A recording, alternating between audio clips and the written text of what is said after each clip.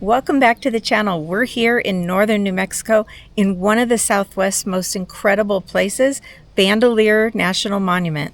This place preserves over 33,000 acres of rugged canyon and mesa country, along with evidence of human occupation for over 11,000 years.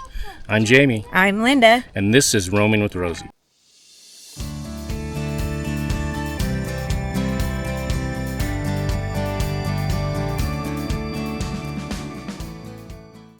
When we were staying in Santa Fe, we planned extra time because there's actually a lot to explore beyond the city. One place we didn't know much about before coming here was Bandelier National Monument. So we decided to head out and see what it was all about. It's about an hour from Santa Fe, and what makes it different is that you're not just looking at history, it's one of those rare places where you actually get to walk through it. Bandelier National Monument protects ancient cliff dwellings and homes built into the canyon walls by the ancestral Pueblo people. Some of them date back almost 1,000 years. We made our way down to the visitor center, which is where most people start their visit. So we're here on July 1st, a Tuesday in the morning, and already almost every parking space at the visitor center is gone. We're in the overflow area, and we grabbed a spot down here, but they all look pretty full. Hopefully the whole day doesn't go too crowded, but it could be because it's a holiday week. Bandelier was designated a national monument back in 1916, and the visitor center here was built later in the 1960s as more people started coming to explore the area. Before heading out on the trails, we took a little time to walk through the visitor center to learn more about Bandelier. We've found that the short films in national and state parks are usually really well done, and they give you a much better understanding of what you're about to see.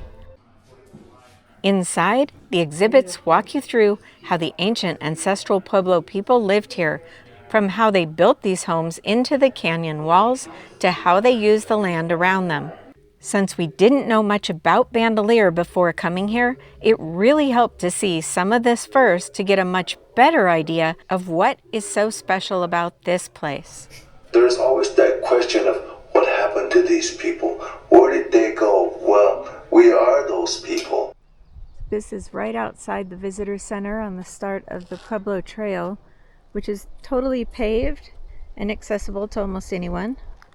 First, we'll take you with us as we explore the Pueblo Loop Trail that starts here at the visitor center. Then, in the last segment of this video, we'll literally walk in the footsteps of the ancients at the nearby Tsankawi Ruins Trail. This national monument was set aside to protect these canyon homes and the history of the ancestral people who lived here for thousands of years. So Tyuonyi is pronounced Q, like queen, Q-we-ni. This is the main Pueblo. It's called Kuwani. When you look at how it's spelled, you'd never guess that in a million years. But when you look at some of the descriptions, it actually has a thing showing how you pronounce it. So right now we're at an elevation of about 6,600 feet, and I can certainly feel it walking uphill here. And we're used to living at about 4,500 feet, so it's not that much of a change for us. But if you're from low country, expect to feel the elevation here. So this is actually a pretty soft material called tuff that comes from the volcano, and it's carvable. So these caves were not all natural. A lot of them were carved into in order to make rooms. It's one of those places in the national park system where you can actually see and even step inside the dwellings, which makes it feel a whole lot more real than just looking at ruins from a distance.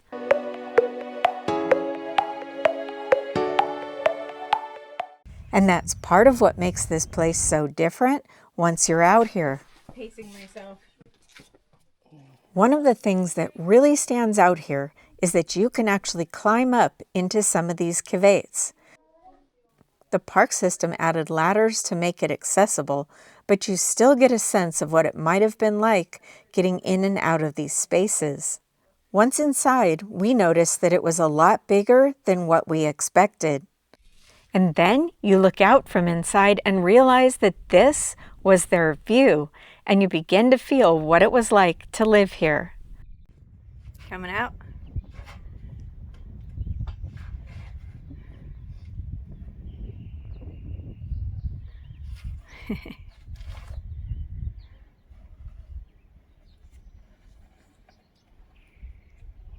Oh, there's petroglyphs up there.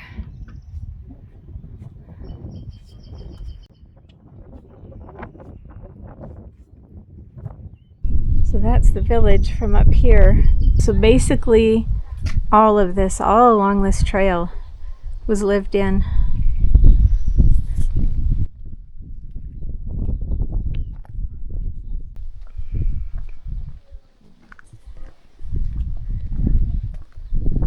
So here they put some windows. These windows would not have been here. They entered through the roof, but they put windows in the rebuild so that we could see in. Now that opening may have been there, but this is a rebuild. And they used the roof for getting in and out. Talus House was reconstructed in 1920. There used to be similar talus houses built from rock in front of the other caveates. Maps and information is not all easily found online. I'm not sure why this is, but my searches on the monument's website usually opened a page with a beautiful image and a small paragraph without many details. Actual trail maps are available for purchase, but not otherwise accessible. The National Park Service app will connect you to all you need to know, including great guided tours that you can use along the trail for free, if you had cell service, because they aren't available on their regular website, and I couldn't find any other way to download these interactive informational maps and guides. They say that there is Verizon service, but we were not able to access that even though we have Verizon. Using the app for information along the trail didn't work for us. I did locate an online site with a map of the main visitor center and the main loop trail map. A lot of these weren't necessarily cooking rooms, but the fire on the ceilings was an attempt to seal it for further deterioration when they lived here.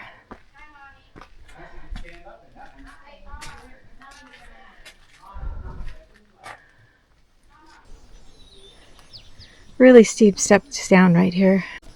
All right, more skinny little steps to go down, and narrow. That's how narrow it is that I just went through. Okay, more. This one, there's not even room for a rail. So now we'll continue on to the Longhouse.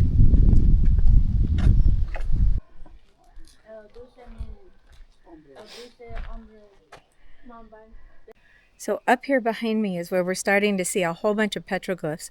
A petroglyph is where they've actually scraped the design into the rock. So a lot of that red layer looks like what they carved into, and a lot of the red layer is gone.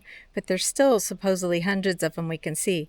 If you look up behind me here, you start seeing these little circles right about above that window. And they look like faces. What do you think, James? Pretty neat. Probably standing on the roof doing it. Standing on the roof of what was here. Yeah. So you're looking at here, wow, that's pretty high, but when you're standing on a roof, it's not that high. So all of this was rooms, whether they were rooms made as housing, storage. There's one of the caves right there that they carved.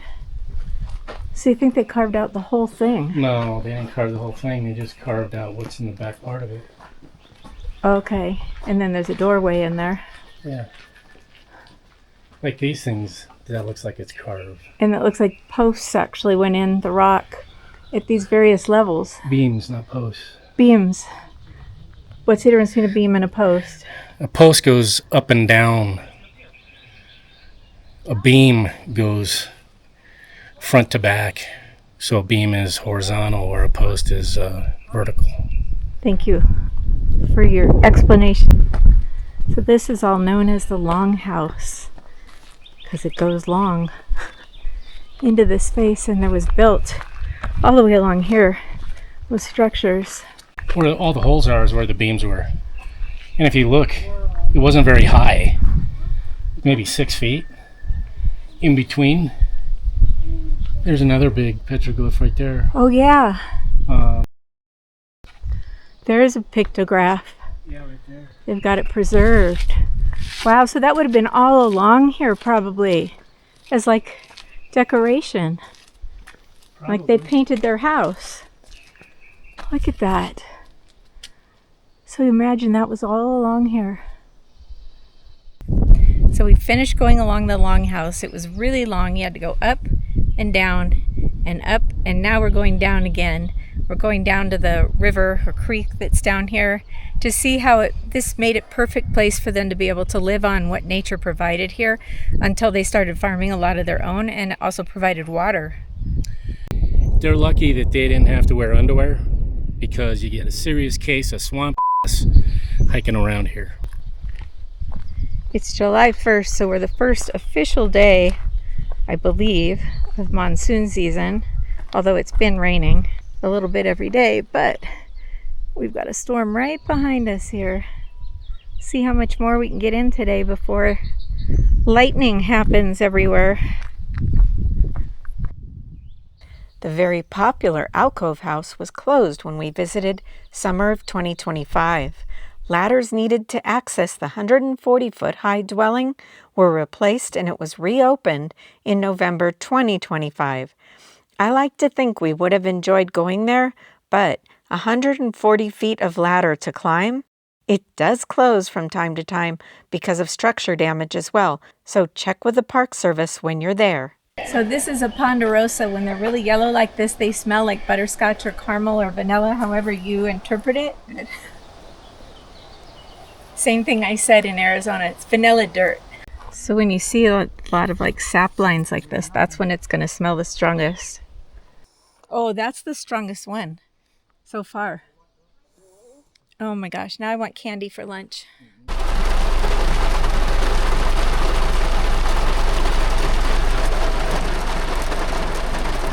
So we finished our first hike and we came up here to have a picnic. We brought our lunch today. And I sat down at the picnic table and Jamie went to go get the car to move it next to where we were. And it started sprinkling and I'm like, oh, you better hurry up. And then we decided, let's just sit in the car. And good thing we did. We are calling it a day. This rain looks like it's in for the rest of the afternoon, so I don't think we're going to be able to get over to the other part of the park and check out that trail yet. We are headed back to Santa Fe. We'll see. We'll be here tomorrow. Los Alamos, the New Mexico town, was home to the top secret laboratory for developing the atomic bomb during World War II. It's so close to Bandelier National Monument that lodging here was requisitioned for 3 years to accommodate the growing population there during the war.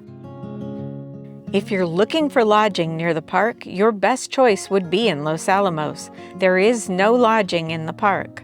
Although we stayed in Santa Fe, there is camping within the park. There's no hookups. Juniper Family Campground has 52 sites, some of which are large enough for a 40-foot RV. Some sites are first come, first serve, but most are reservable on recreation.gov. I'll put a link in the description. Bandelier National Monument Shuttle is seasonally operated, typically running from mid-May to mid-October. The shuttle runs daily starting at 10:30 a.m. and picks up at the RVTravel parking lot and brings you to the Park Visitor Center. These buses run every 30 minutes. We returned the next day so we could explore the Tsankawi Trail. This portion of the park is located 12 miles outside of the main part. In keeping with the Bandelier National Park website theme, once again, they provide a short paragraph and a few nice images on the page for Tsankawi. The page does let you know that you must pay park entry fees to come here. Then it links you to the National Park System's entry general fee page. Your normal passes are all good here. There's a kiosk in the shelter structure. This is where you can pay. They don't accept cash, and if you have a digital pass that you bought online, you'll need to print it before you get here so you can display it in your parked vehicle. Today we're at Bandelier National Monument. It's our second day here. Yesterday we started at the main visitor center and did the trail, the basic, easy, it's called the Pueblo Trail, the main trail. Today we're about 12 miles away from there at an area called Tsankawi. This was another Pueblo. This trail has been rated everything from easy to difficult. Right now we're starting at about 6,000 feet and we're going uphill. And I think we go uphill for quite a while, so we're going to get into some areas where we climb up ladders, where we can barely fit one foot in front of the other. The path gets so narrow and it's carved into the rock. I think our first ladder is right here. Yep. So this hollowed out area here, this whole area that looks like rock, it's actually called tuff. It's from volcanic ash that's formed into kind of a rock, but it's super soft and it can be carved. And that's how they carved their households.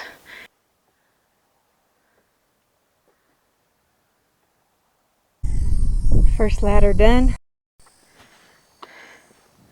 We're on our first little plateau. Parking lot down there. All right, let me see where we are on the trail guide.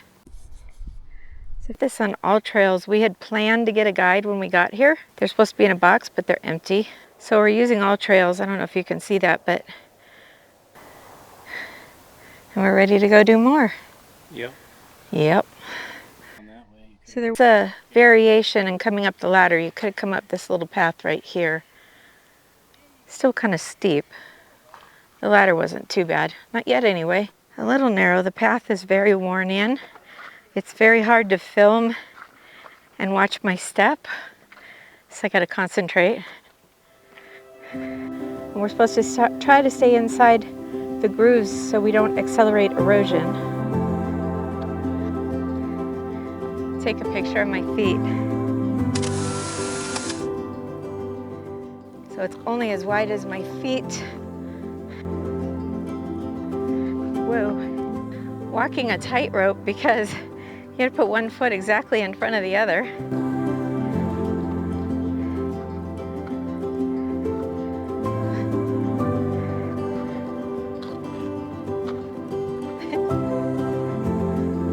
Wow, look at this.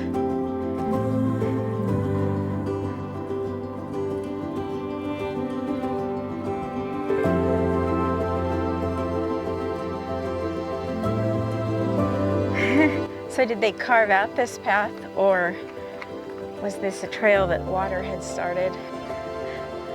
These carved paths on the centuries-old Tsankawi Trail were worn into the soft, tough surface 8 to 24 inches and more as indigenous people traveled from the mesa tops to their farms below.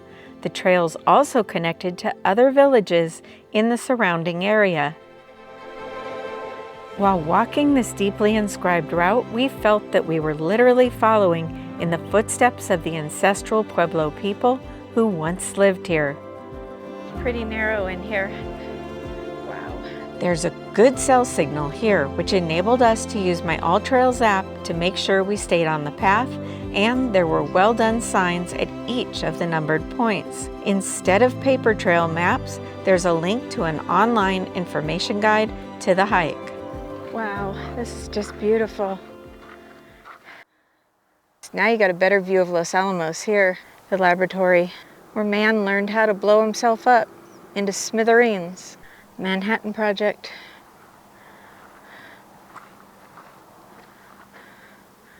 Top secret lab. Right out there. Not so top secret anymore. And even less since the movie Oppenheimer came out. Now a whole new... Oppenheimer. Not Oppenheimer, it's Oppenheimer. Oppenheimer. Yeah. Since the movie Oppenheimer came out. Oppenheimer? Okay.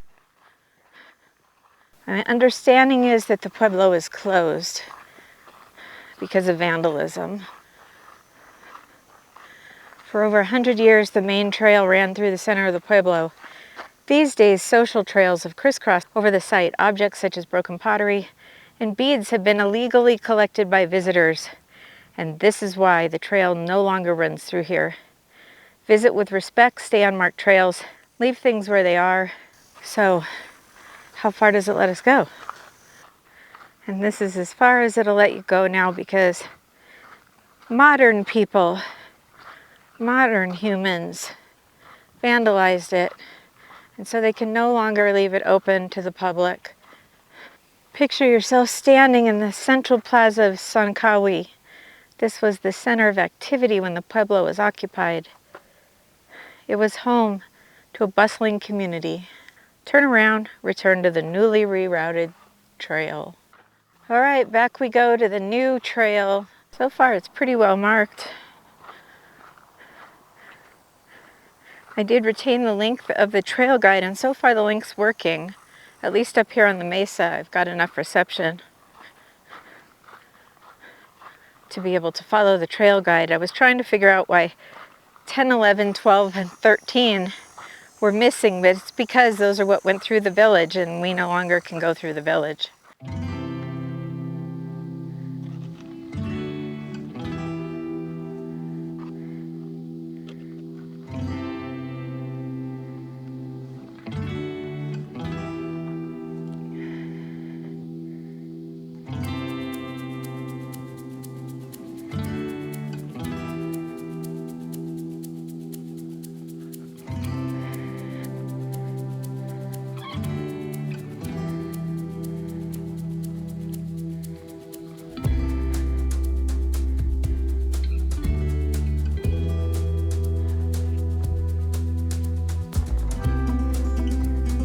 My butt doesn't fit. Because I was doing what I saw other people do.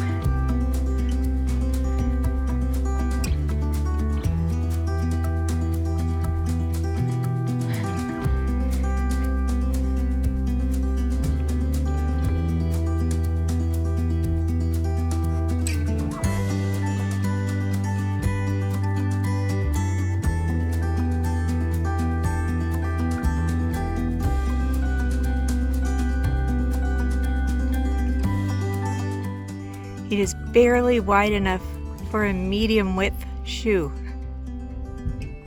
Slow and steady wins the race. No emergency stops for old people.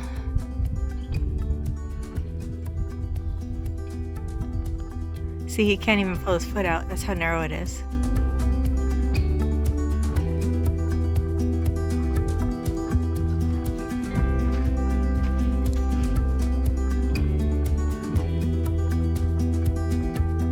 Ta-da! So this was going counterclockwise on the trail. We went down this trail. Follow the trail. Follow the yellow brick road. This little bitty cave. Well, once you get in there, it's pretty decent size.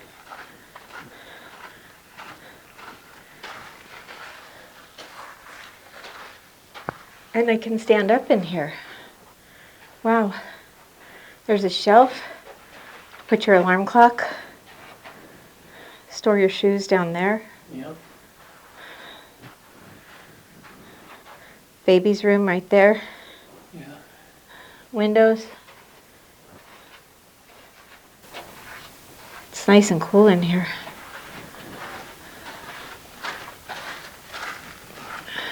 Another little cave. Yeah. That one I can't stand up in. Teenager's room.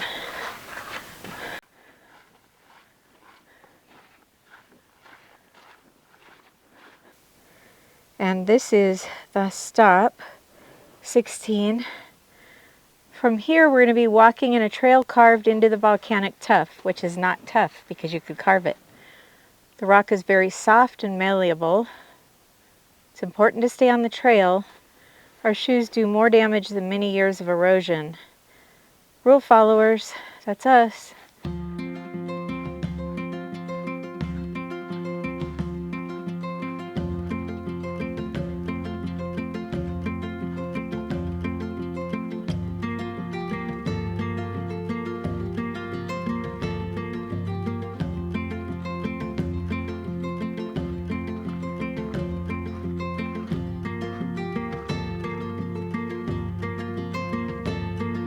Oh dear. Okay.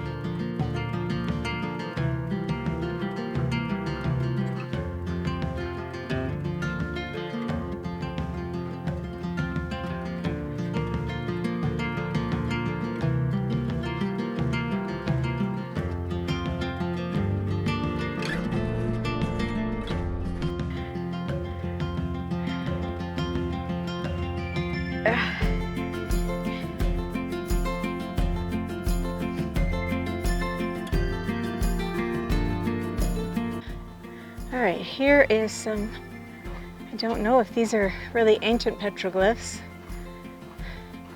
Hopefully nobody's carved their own stuff into here in modern times. These are all like footholds and stuff so you can go up. Oh yeah. So there's footholds like a ladder going all the way up there. You can't fit.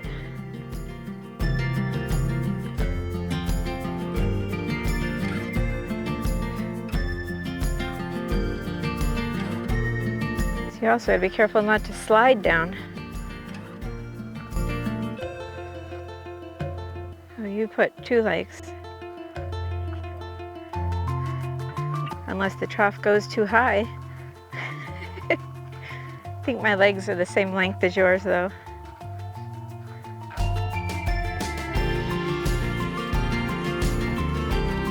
I'm just happy there's a breeze right now on this beautiful day.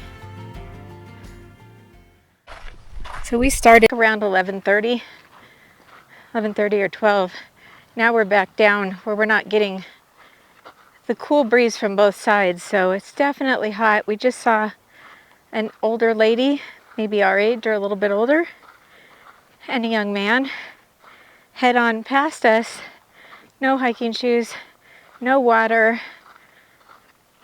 That's what ends up being rescues. After that hike, we needed some nutrition for sure. That was actually what motivated me to keep going, but it was getting really pretty hot. So we're here at El Rigobertos in White Rock. We were going to go to the lodge, the restaurant there, but we just wanted to eat now. Jamie got shredded beef enchiladas, all rice, no beans. And one of these tacos is his. They're shredded beef tacos on the hard shell. Looks like they made the tortillas. Or they at least fried them here. El Rigobertos in White Rock was just 3 miles away, and it was a great choice. We really recommend it for delicious, homemade Mexican food served quick. That's going to wrap it up for this visit to Bandelier National Monument. If you enjoyed this episode, we'd really appreciate it if you'd share it with your friends and family on social media. And if you're not yet a subscriber, go ahead and hit that subscribe button. And ring that bell. That way you'll be notified each time we upload new content. And make sure to leave a comment. That way you could be part of the conversation. Until next time, we'll see ya. ya. That's a wrap, roamers. If these adventures and tips are keeping you inspired, subscribe and watch another one. Your next RV tip or destination is just a click away.